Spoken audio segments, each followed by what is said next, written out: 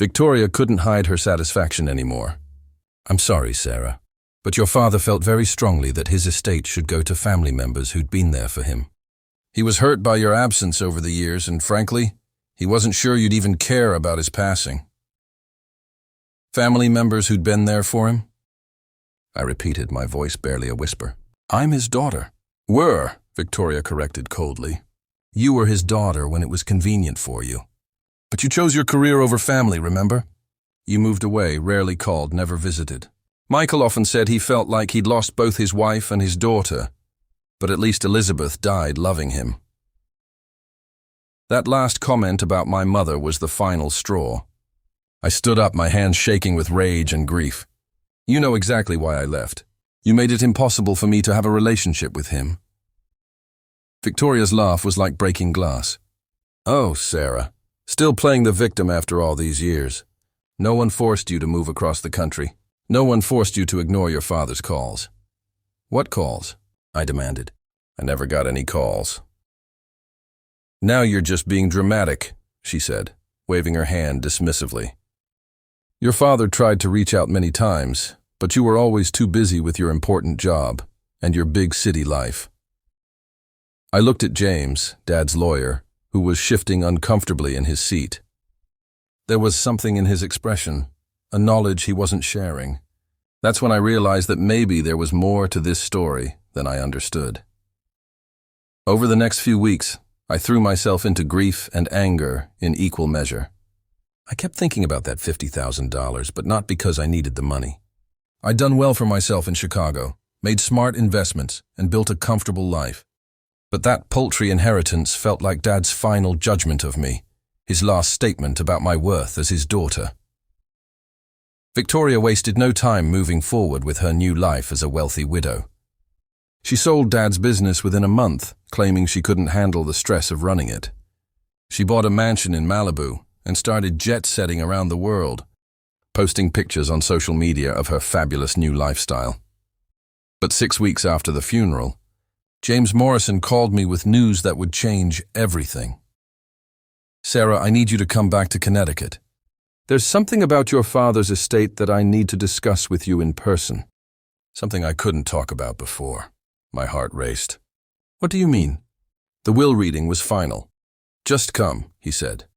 "Trust me, you'll want to hear this." I flew back east that weekend, my mind spinning with possibilities. James met me at his office on a Saturday morning, and he looked like he hadn't slept in weeks. "Sarah, what I'm about to tell you must stay between us until Monday morning. Your father was much more complex than Victoria ever understood, and much more aware of her true nature than she realized." He pulled out a thick file from his desk drawer. "About 3 years ago, your father came to see me. He was troubled about his relationship with you, but he'd also started to have some suspicions about Victoria. He hired a private investigator." My mouth went dry. "What did he find?" James opened the file and spread several photographs across his desk. Victoria had been having an affair for over 2 years, with his business partner, David Chen. But that wasn't the worst of it. They were also embezzling money from his company, planning to divorce him and split the assets. I stared at the photos, Victoria and David at restaurants, hotels, looking very much like a couple in love. There were bank statements showing money being moved from Dad's business accounts to offshore investments in David's name. "Your father was devastated," James continued. "But he was also angry. He'd been manipulated. And he realized that Victoria had been poisoning his relationship with you all along. He found evidence that she'd been intercepting your calls, deleting your voicemails, and hiding letters you'd sent." "Letters?" "I'd stopped writing letters years ago when they went unanswered, but apparently, Dad never knew I'd been trying to reach him. He wanted to divorce her immediately," James said, "but I advised him to be strategic. If he divorced her outright, she'd be entitled to half his assets under Connecticut law, and we couldn't prove the embezzlement definitively. So he came up with a different plan." James pulled out another document, a second will, dated just 3 months before Dad's death. "This is your father's real will. Sarah, the one Victoria knows about, was a decoy. He had me prepare it and make sure she saw it being signed and notarized. He wanted her to believe she'd won, so she wouldn't contest anything or dig deeper into his estate planning. My hands were shaking as I read the real will. Dad had left Victoria exactly what she was legally entitled to as his wife, 1/3 of his assets, minus any funds she'd stolen, which the will documented in detail. The rest, over $100 million, was left to me, along with a letter that James handed me with tears in his eyes. I opened the letter with trembling fingers, and my father's voice seemed to speak to me from beyond the grave. My dearest Sarah, if you're reading this, then my plan worked, and Victoria showed her true colors after my death. I need you to know that I never stopped loving you, never stopped wanting you in my life. Victoria made sure we couldn't connect, but I never believed her lies about you not caring. I knew my daughter, and I knew that your mother raised you better than that. I spent the last 3 years of my life gathering evidence of Victoria's betrayal and setting up this final test. I wanted to see if she would show you any kindness in my death, any acknowledgement that you were my child and deserved to be treated with respect. Her behavior toward you in my will reading told me everything I needed to know about who she really was. I'm sorry for the pain this must have caused you, sweetheart, but I needed to be certain. You are my legacy, Sarah, not my money. But since she only cared about the money, I thought you should have it instead. Use it to build something beautiful, something that would make your mother proud. All my love, Dad. I was crying so hard I could barely see the words, but there was more.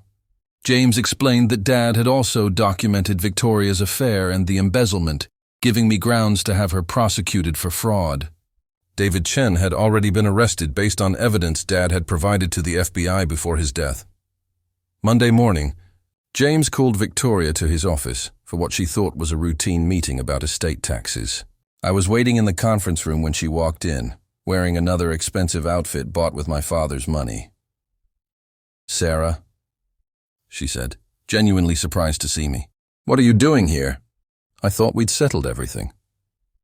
"We're just getting started," James said, placing the real will on the table. "Victoria, I need to inform you that the will we read 6 weeks ago was not your husband's final testament. This is." I watched her face as James explained the truth, how Dad had known about her affair, her embezzlement, her manipulation, how he'd spent 3 years carefully documenting everything and planning his revenge, how the will she'd been celebrating was just an elaborate test of her character, which she'd failed spectacularly. "This is impossible," she whispered, her face going white. "Michael signed that will in front of me." I watched him. "He signed a will," James corrected, "but not his final will.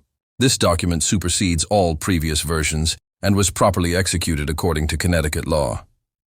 Victoria's mask finally slipped completely. "You can't do this." "I was his wife. I devoted years of my life to him. You devoted years to stealing from him and cheating on him," I said quietly. "And you spent those same years making sure I couldn't have a relationship with my own father." The legal proceedings took months, but in the end, Victoria lost everything. Not only did she not inherit Dad's fortune, but she had to pay back the money she'd stolen, and she faced federal charges for fraud. David Chen turned state's evidence against her, hoping for a lighter sentence. The house in Malibu was sold. The jewelry was returned. The expensive cars were repossessed. Victoria went from imagining herself as a wealthy widow to facing potential prison time, all because she couldn't resist showing her true nature when she thought she'd won. But for me, the money was never the real victory. It was the letter from Dad, the knowledge that he'd never stopped loving me, never believed Victoria's lies about who I was. He'd spent the last years of his life not only protecting his legacy, but also protecting me from a woman who would have made my life hell if she'd had real power over his estate. I used the inheritance to start a foundation in my parents' names, focusing on helping children who'd lost parents navigate complex family situations. Because I learned that sometimes, the people who claim to care about family the most are the ones who understand it the least. Victoria was sentenced to 5 years in federal prison for fraud and embezzlement. David Chen got 3 years for his cooperation, but their real punishment was losing the fortune they'd schemed so long to steal. As for me, I moved back to Connecticut and bought a small house near where I grew up. Not because I needed to be there, but because I wanted to be close to Dad's memory and to understand the man he'd become in those final years.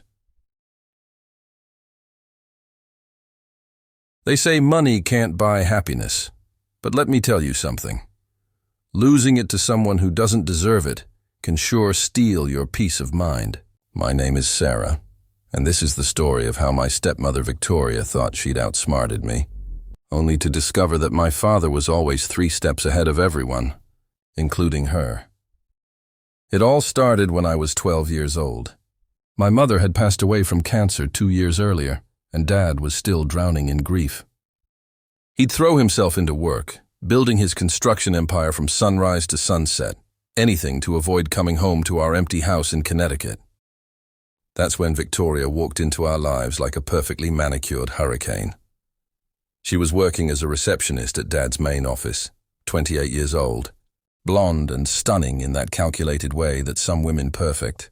Dad was 45, vulnerable, and worth about $30 million at the time. Looking back, I can see exactly what happened. But as a kid, I just wanted my father to smile again. Sarah, sweetheart, Victoria would coo whenever Dad wasn't around, her voice dripping with fake sweetness. You know your daddy and I are going to be very happy together. I hope we can be friends. But her eyes were cold as winter steel, and even at 12, I could sense something wasn't right about her. They married 6 months after meeting. Dad insisted on a prenup, but Victoria played her cards perfectly. She cried, said it showed he didn't trust her love, made him feel guilty for protecting his assets. So he tore it up. My stomach churned watching him do it. But what could a kid say? The changes started immediately. Victoria began redecorating our house, erasing every trace of my mother. Photos disappeared. Mom's favorite armchair vanished one day while I was at school. When I asked about it, Victoria sighed and said, "Oh, honey, we donated it. It was so old and worn. Your mother would want us to move forward, don't you think?" But the worst part was watching how she slowly poisoned my relationship with Dad. It started small. She'd schedule family activities when I had plans with friends, then act hurt when I chose my friends. She'd cook elaborate dinners but conveniently forget I was allergic to shellfish, then act surprised when I couldn't eat anything. "Oh my goodness, Sarah, I'm so sorry." Your father never mentioned it. Dad was completely blind to it all. He was so grateful to have someone who seemed to make him happy again that he couldn't see the manipulation happening right under his nose. Victoria was brilliant at it. She never did anything obviously cruel when he was around. Instead, she'd undermine me with subtle comments and passive-aggressive behavior that left me feeling crazy and alone. "Your daughter seems to be having trouble adjusting," she'd tell Dad with fake concern. "Maybe she needs therapy. It's so hard for children to accept new mother figures." Meanwhile, she'd been systematically excluding me from family decisions and making me feel like an outsider in my own home. By the time I was 16, I couldn't take it anymore. Victoria had convinced Dad that I was rebellious and ungrateful, and our relationship was hanging by a thread. She'd twisted every normal teenage behavior into evidence that I was problematic. Stayed out past curfew once? I was clearly troubled. Got a B instead of an A? I wasn't applying myself. Had friends over to study? I was being disrespectful by not including Victoria in our plans. The breaking point came during my senior year of high school. I'd been accepted to Northwestern University with a partial scholarship, my dream school. I was so excited to tell Dad, but when I got home, Victoria was already talking to him in the kitchen. "Michael, I think we need to discuss Sarah's college plans," she was saying. "These expensive schools are such a waste of money. She could go to community college for 2 years and then transfer.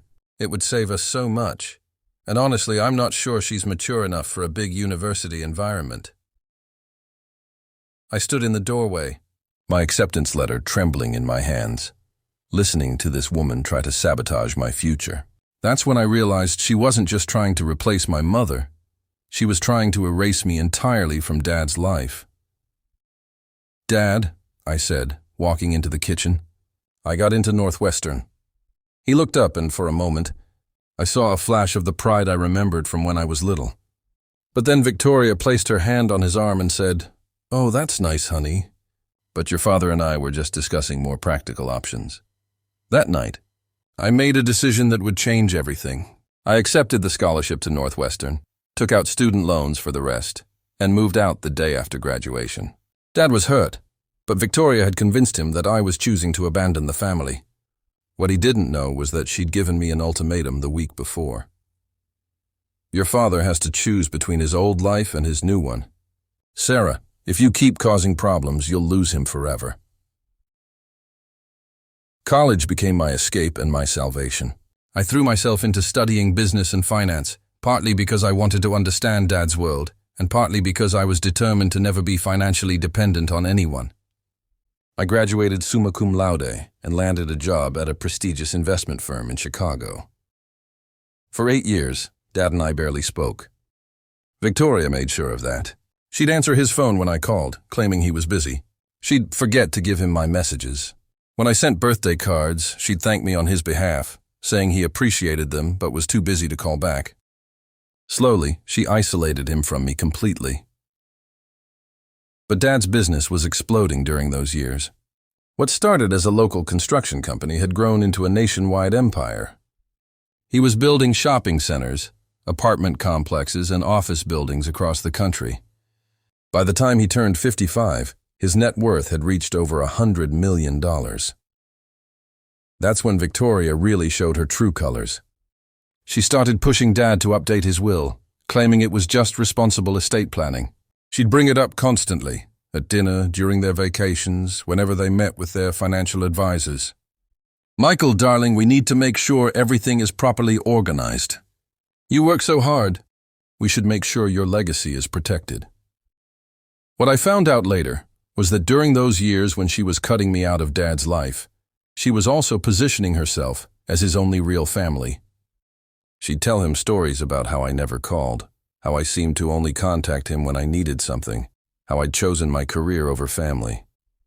She painted herself as the devoted wife who'd stuck by him through everything, while his ungrateful daughter had abandoned him. The call came on a Tuesday morning in March. I was 31 years old, sitting in my office overlooking Lake Michigan when my phone rang. It was Dad's lawyer, James Morrison, and his voice was shaking. "Sarah, I'm so sorry to have to tell you this, but your father passed away last night. Heart attack." It was sudden. The world stopped. Despite everything that had happened between us, despite the years of silence, he was still my dad. The man who used to read me bedtime stories and take me fishing on summer weekends. The man who taught me to drive and cried at my high school graduation, even though Victoria had spent months telling him I didn't want him there. I flew back to Connecticut that afternoon, my heart breaking with every mile. I kept thinking about all the things I should have said, all the bridges I should have tried to rebuild. But when I arrived at the house, my childhood home that no longer felt like home, Victoria's greeting made it clear that even death wouldn't change her attitude toward me. "Sarah," she said, standing in the doorway wearing an expensive black dress and perfectly applied makeup. "I'm surprised you came. Your father wasn't sure you would, considering how little contact you've had over the years." The funeral was a blur of business associates and acquaintances, people who knew Dad professionally but had no idea who he really was underneath the success. I sat in the front row next to Victoria, feeling like a stranger at my own father's funeral. She played the grieving widow perfectly, accepting condolences and talking about how much Michael would be missed. But it was after the funeral that Victoria truly revealed herself. We were back at the house, and she asked me to stay behind after the other guests had left. James Morrison, Dad's lawyer, was there too, along with Dad's accountant and financial advisor. "Sarah," James began, "your father updated his will about 2 years ago. I need to go over the provisions with you." Victoria sat across from me, her hands folded in her lap, a small smile playing at the corners of her mouth. She looked like a cat who'd just caught a very fat mouse. "Your father's estate is valued at approximately $154 million, James continued. "The will is quite straightforward. He's left everything to Victoria, with the exception of a few small charitable donations and—" He paused, looking uncomfortable. "$50,000 to you, Sarah, for what he calls educational purposes. $50,000. Out of $154 million, I felt like someone had punched me in the stomach. But what hurt more than the money was what it represented. That Dad had really believed I'd abandoned him. That Victoria had successfully convinced him I didn't care about anything but his wealth. I found peace knowing that he'd been fighting for our relationship even when I didn't know it. That he'd been protecting me in the only way he could. They say revenge is a dish best served cold. But I learned it tastes even better when it's seasoned with justice and served by someone who truly understood the value of family. Victoria thought she was getting the last laugh, but Dad had written the punchline years before any of us realized the joke was on her. In the end, she was right about one thing: money can't buy happiness. But it sure can reveal who people really are when they think no one's watching. And sometimes that's the most valuable inheritance of all.